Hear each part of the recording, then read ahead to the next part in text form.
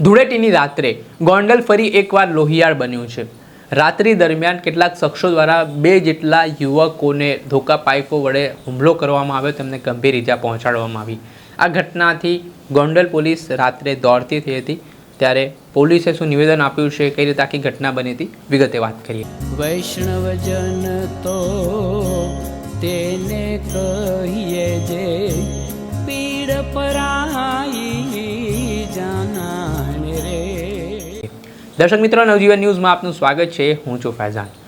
ગોંડલની વાત કરીએ તો આ શહેર અવારનવાર કોઈને કોઈ વિવાદને લઈને ચર્ચામાં જોવા મળતું હોય છે, ત્યારે ગઈકાલે ધૂળેટીની રાત્રિ દરમિયાન ગોંડલના હાર્દ સમાન ગણાતા કૈલાસ કોમ્પ્લેક્સમાં જે 2 યુવાનો હતા, તેમના પર કેટલાક શખ્સો જે ઇનોવામાં આવ્યા આરોપીઓ, તેઓ દ્વારા જીવલેણ હુમલો કરવામાં આવ્યો।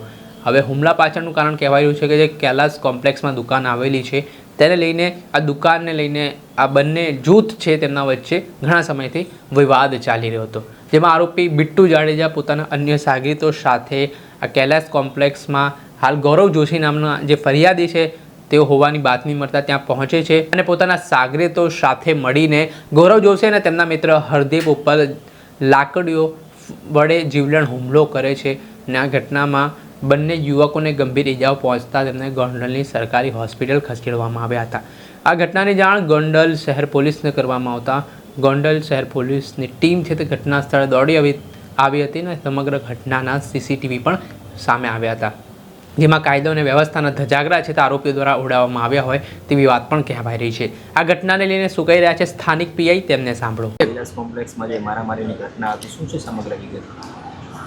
અત્યારે ફરિયાદી ગૌરવભાઈ ભરતભાઈ જોશીની ફરિયાદ લેવાનું ચાલુ છે।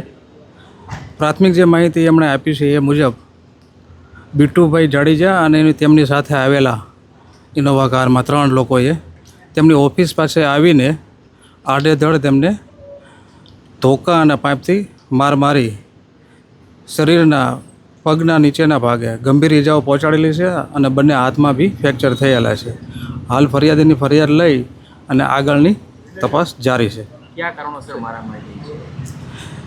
કારણમાં પ્રાથમિકમાં ફરિયાદી એવું જણાવ્યું છે કે તેમની જૂની દુકાન છે મોટી બજારમાં, એ દુકાન બાબતનો જૂનો વિવાદ છે, જે પાઘડી પણ એમની દુકાન આવેલી છે, એ દુકાનનો ઇસ્યુ છે, એ વિવાદ બાબતે ઝઘડો થયેલો છે। આપણે સાંભળ્યા હતા સ્થાનિક પીઆઈ LR ગોહિલ, તેમણે આ ઘટનાને લઈને માહિતી આપી છે। દુકાનની અદાવતમાં હુમલો થયો છે અને આ હુમલો કરનાર બિટ્ટુ જાડેજા અને તેના સાગરીતો છે, તેમને પકડવા માટે ગોંડલ પોલીસે ગુનો દાખલ કરીને અલગ અલગ ટીમો બનાવી હવે કાયદેસરની કાર્યવાહી હાથ ધરી છે। પરંતુ જે રીતે ફરી હુમલાનો બનાવ સામે આવ્યો છે, તેના કારણે ગોંડલમાં ચકચાર મચી જવા પામી છે। દર્શક મિત્રો, આવા જ વિડીયો જોવા માટે નવજીવન ન્યૂઝ જોતા રહો।